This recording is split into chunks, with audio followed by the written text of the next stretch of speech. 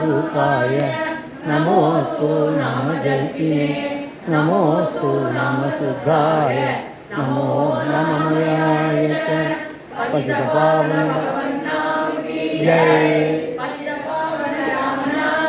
जय सत्य है सत्य है सत्य है राम सत्य है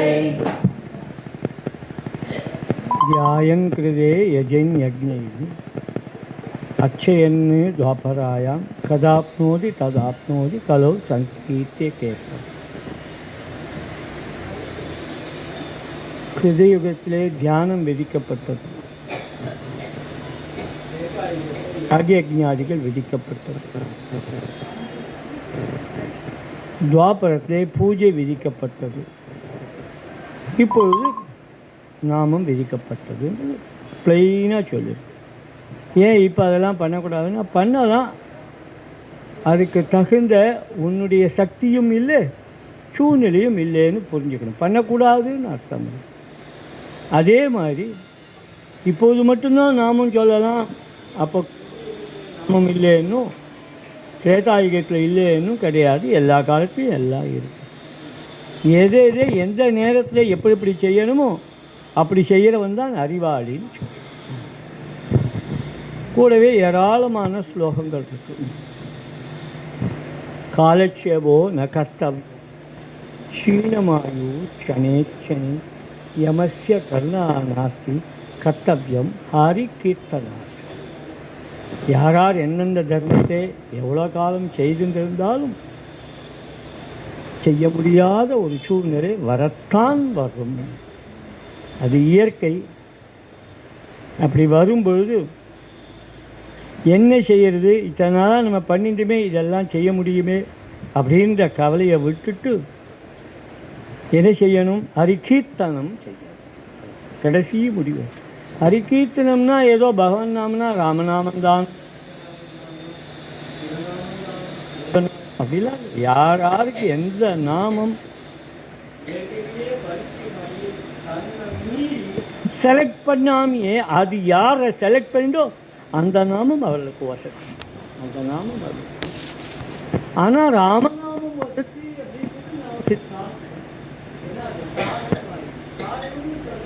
கத்திருக்கிறது. இந்த சத்தார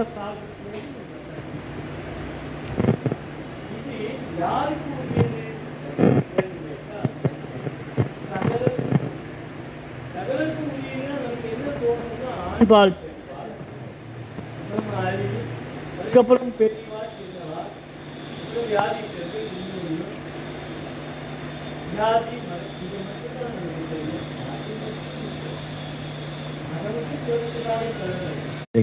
இங்கே என்ன விதிச்சிருக்குன்னு சொன்னால், ஒரு பகலாவது ஒரு இரவாவது.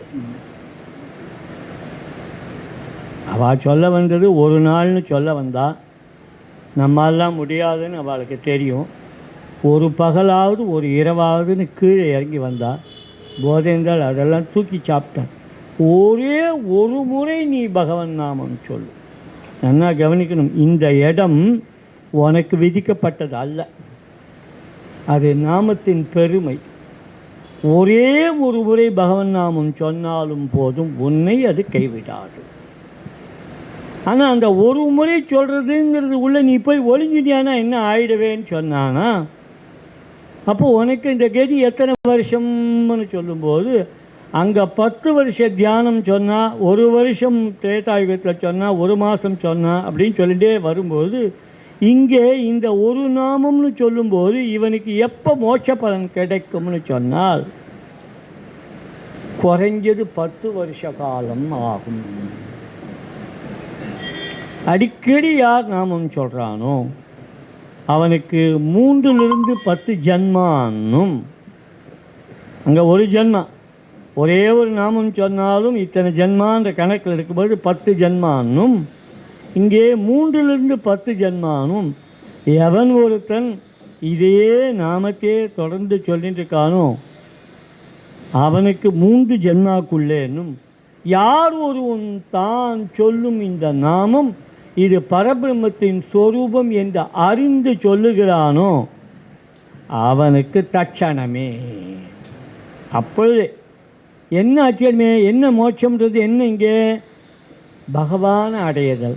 பகவானை அடையுதுன்று ரூப விஷயமாக எடுத்துக்காமே நாமமே பகவானும் ஒரு குரு இல்லாமல் எதுவும் இல்லைன்னு சொல்கிற வாழ்க்கை நாமமே குருன்னும் நாம சித்தாந்தம் அவ்வளோ எளிமையாக காண்பிக்கிறது. அதனாலே ஒரு நாமம் பலனளிக்கும்னு சோம்பி தெரியாமல் நமக்கு இது கிடைச்சது பெரிய பாக்கியம்னு புரிஞ்சுண்டு சதா நாமம் சொல்லணும். இந்த இடம்தான் அடிப்படுற இடம். எல்லாரும் நாமம் சொல்கிறா, எல்லாருக்கும் நாமம் தெரியும்.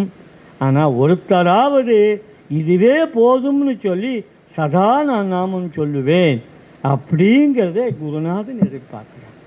அதில் ஒரு ரகசியம் இருக்குது. சதா நாமம் சொல்லுகிறேன்னு சொல்கிறவனுக்கு கூட சுயநலம் இருக்கும்.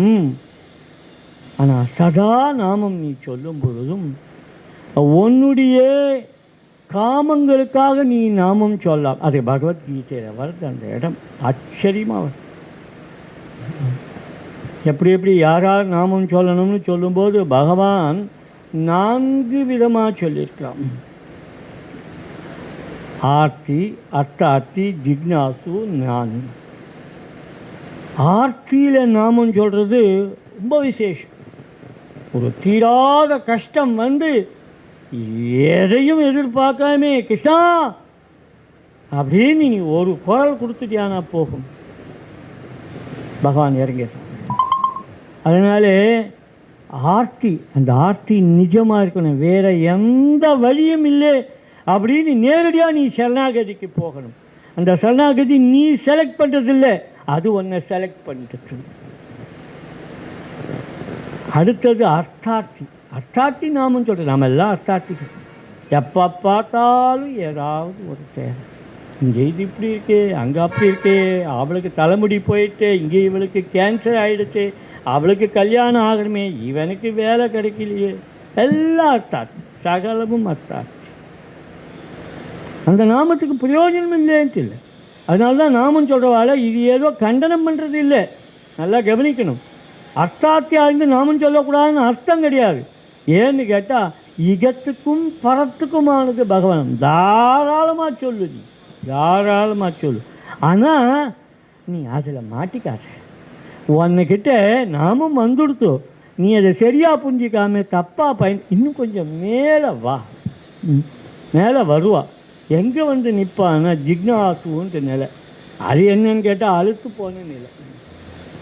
நிறைய சொல்லியாச்சு.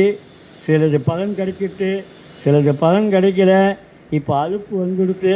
போதும் சார், நான் நிம்மதியாக இருந்தால் போதும். எந்த கடையில் கிடைக்கிறது? தீதும் நன்றும் பிறத்தர வாரா. தீதும் நன்றும் பிறத்தர, இது எல்லாம் போயிடணுமா? அப்புறம் சொல்கிற நாமம் எப்படி இருக்கணும்? ஏய், எனக்கு ஒன்றும் வேணாடா, உனக்காக நான் நாமம் சொல்கிறேன். பகவானுக்காக சொல்கிற நாமம் தான். அது 5 நிமிஷமாக இருந்தாலும், ஒத்த நாமமாக இருந்தாலும், 3 மணி நேரமாக இருந்தால், 3 மணி நேரம் நாமம் சொல்லி இங்கே வந்து உன் பொண்ணை கொடுக்குறியா, உன் பிள்ளைய கொடுக்குறியா, அது என்ன ஆச்சு இதென்ன ஆச்சுன்னா பிரயோஜனம் இல்லை. சத்சங்கங்கள்லாம் அப்படி தான். சத்சங்கத்திலே ஒரு கணம் கூட வீணாக்கக்கூடாது சொல்கிறார் குருநாதன். சொல்லும்போது சொல்கிறார், வேஷ்டி கட்ட மறந்தாலும் மற, நாமம் சொல்ல மறக்காது. அது முடியுமா ஐயா? அது முடியுமா? எப்படி வரும்? வரும். நீ அபியாசம் பண்ணு. உனக்கு புரிஞ்சு அபியாசம் பண்ண வேண்டாம். எவ்வளோ பேர் நம்ம பாட்டுக்கு கண்டதானே யார் கொடுத்தாலும் சாப்பிட்டுட்டே இருக்குமே, புரிஞ்சியா சாப்பிட்டுட்டு இருக்கோம். அது எப்படி ஜீரணமாகுதுன்னு என்னைக்காவது நினச்சி பார்த்தோமா? அது போலே பகவான் நாமத்தை அபியாசம் பண்ணிட்டே வா. ஒரு நாளைக்கு நீ அதுக்கிட்ட போக வேண்டாம், அது உன்கிட்ட வந்துடும். நீயே உணர மாட்டாய், நீயே உணர மாட்டாய். இந்த தர்மத்தோடைய விசேஷம் என்னன்னா, மற்ற தர்மங்களில் நீ உன்னை தயார் பண்ணிட்டாதான் அதுக்கிட்ட போக முடியும். என்னடா நீ பாட்டுக்குள்ளே வர கால் அலம்பினியா? என்னடா வலது காலை போடுற, வலக்கை எங்கடா போச்சு, இடக்கையை கொண்டு வைக்கிற, என்னடா நெத்திக்கே இட்டுக்கல, ஏன்னா இந்த ட்ரெஸ்ஸை போட்டுருக்க அப்போ கொஞ்சம் போய் ஒரு ட்ரெஸ்ஸை போட்டு அப்புறம் அவுத்து கிடையாது. அந்த வேலையெல்லாம் இந்த பாட்சா கிட்ட கிடையாது. இதில் நீ எப்படி வேணா இருக்கலாம். ஏன் அப்படி சொல்கிறது? நீ இதுக்காக எதுக்காக தயார் பண்ணிட்டு வந்தால் அதில் பொய் வந்துடும். சகலமும் உண்மையாக இருக்கணும்னா டே நீ இருக்கப்படி இல்லைடா நான் இருக்கேன் பார்த்துக்கிறது அப்படின்னு பகவன் நாமமாக தன்னை தயார் பண்ணிட்டு நீ எந்த நிலையில் இருந்தாலும் நான் உன்னை கைவிடேன். அனன்யா சிந்தையந்தோமாம் ஏ ஜனா பர்யுபாசத்தே தேசாம் நித்யாபியுக்தானம் யோகக்ஷேமம் வகாம்யகம் அப்படின்னு அல்ப விஷயத்தாக உன்னுடைய யோகக்ஷேமத்தை நான் வகிக்கிறேன்னு பகவான் சொன்னேன். அதே பகவான் தான் சததம் கீர்த்தயந்தோமாம் சதா நாமம் சொல்லிட்டு இந்த இடத்துல சதா நாமம் சொல்லி உன்கிட்ட இருக்க சுயநலத்தை பகவான் எடுத்துட்டு உன்னை எதுக்கு ஆளாக்குறான் தெரியுமா? உன்னை போல கோடானு கோடி பேர் எங்கெங்கேயோ பரிச்சை வச்சுருக்கா இல்லையா, நீ எனக்காக சொல்கிற பகவன் நாமம் அவருடைய க்ஷேமத்துக்காக ஆகட்டும் அப்படிங்கிற நிர்வாகத்தை பகவான் எடுத்துட்டுருக்கான்னுட்டு போதேங்காவுடைய நாம சித்தாந்தம். ரொம்ப நாளாக மாமி இங்கே வந்துட்டுருக்கான். வேறு விஷயங்கள்லாம் என்கிட்ட சொல்லிட்டு வருவா. அவள் தான் இன்றைக்கி பிரதிஷ்டை பண்ண போகிறான்னு எனக்கு தெரியாது. குருநாதன் என்னை மறைச்சிட்டார். நாம நிரந்தராஸ் யாரோ ஒருத்தர் வரா அப்படின்ட்டு. அப்புறம் தான் வசு தான் என்னை இன்றைக்கி காப்பாற்றினேன். அவள் தான் அந்த மாமி தான் உங்களுக்கு தெரியுமே, சிவராமன் 1102வது பிரதிஷ்டை. எந்த பிரதிஷ்டையும் ஒரு கிரகத்தில் எழுந்தருளிட்டேன்னா இப்போ பேரில் என்ன இருக்கும்னா சிவராமன் தான் இருக்கும். 1102வது பிரதிஷ்டை 943 என்னமோ கிரக பிரதிஷ்டைன்னு இருக்கும். ஆனால் வாஸ்தவமாக இந்த கிரக பிரதிஷ்டைன்ற பேர் என்னென்னா இவாளுக்கு போகிறது இல்லை. அது இவாளுக்கு போகிறதில்ல, இவா குடும்பத்துக்காக போகிறது. சிவராமனோ சாந்தாவோ என்னென்னமோ அவள் வச்சிருப்பா, அதெல்லாம் அவள் குழந்தைகளுக்கு கொடுப்பா. இல்லை அவள் குழந்தைகள் இதெல்லாம் எனக்கு ஒன்றும் வேண்டான்னுடுவான், வேண்டான்னு சொல்லிடுவாள். இவாகிட்ட என்ன இருக்கோ அதை விட அதிகமாக அவாகிட்ட இருக்கும். சில நேரத்தில் நாமே அவாகிட்ட எதிர்பார்க்காம இருக்கும். கொஞ்சம் கூட லட்சியம் பண்ண மாட்டா யாரும், கொஞ்சம் கூட லட்சியம் பண்ண மாட்டா. அதுக்கப்புறம் பொருள் போக மனசில் ஆசையெல்லாம் இருக்கும். இவா நன்னா இருக்கணுமே, இவா நமக்காகவும் இப்படி இருக்கணுமே, அப்படி இதெல்லாம் குடும்பத்தில் சகஜம். ஆனால் மனசறிஞ்சு உன்னுடைய ஆசீர்வாதம் அவளை காப்பாற்றும் இல்லையா, அந்த மனசறிஞ்சு காப்பாற்றுறதுக்கு எது அடையாளமாக இருக்கும்னா நீ கொடுக்குற இந்த கிரகத்துக்கு நீ கொடுக்குற இந்த சொத்து தான் நீங்காத சொத்தாக இருக்கும். இந்த நீங்காத சொத்து இந்த குடும்பத்துக்கு மட்டும் இல்லைன்னு அவர்கள் புரிஞ்சுட்டா அப்புறம் என்னன்னு கேட்டால் அக்கம் பக்கத்துக்கு உதவும், அவளுடைய மொத்த சந்ததிக்கும் உதவும், அப்புறம் அந்த ஊருக்கு உதவும், உலகத்துக்கு உதவும். இப்படி ஒரு பெரிய மிகப்பெரிய உயர்ந்த தர்மத்தை அவ்வளோ எளிமையாக கொடுத்தவர் நாம சித்தாந்தம். அதை இன்னும் எளிமைப்படுத்தி கொடுத்தவர் மகா பெரியவா. அந்த இடத்துல நாம சித்தாந்தம் பண்ண பெரியவா நான் ஊமை என்ன பண்ணுவான் இந்த சித்தாந்தத்திலே ஊமையாக இருக்கிறேன் நாமும் சொல்ல முடியாது இன்னைக்கு என்னன்னு போதேந்தாள் வருத்தப்படும் போது பின்னாடி போதேந்தாளுக்கு அப்படியே வந்தார் நம்ம மகாபரிவா தான் எழுதுடா போது அப்படின்னு எழுத்துருவமாக வந்து இன்னைக்கு நாமும் வெறும் சப்த வடிவமாக இருந்த நாமும் இன்னைக்கு எழுத்துருவா அக்ஷர பிரம்மமாகவும் ஆகி சப்த பிரம்மமாக அக்ஷர பிரம்மமாக ஆகி ஏராளமான சந்நிதிகள் உருவாகி ஆங்காங்கே கிரகத்தை எழுந்தருளி இன்னைக்கு 1102வது பிரதிஷ்டை சிவராமன் சாந்தா கிரகம் எப்போதும் அவர்கள் வம்சம் நீண்டோய் விளங்கி இதன் மூலமாக லோகக்ஷேமம் ஆட்படுறதுக்கு குருநாதனுடைய சங்கல்பம் இன்னைக்கு நடந்துருக்கு.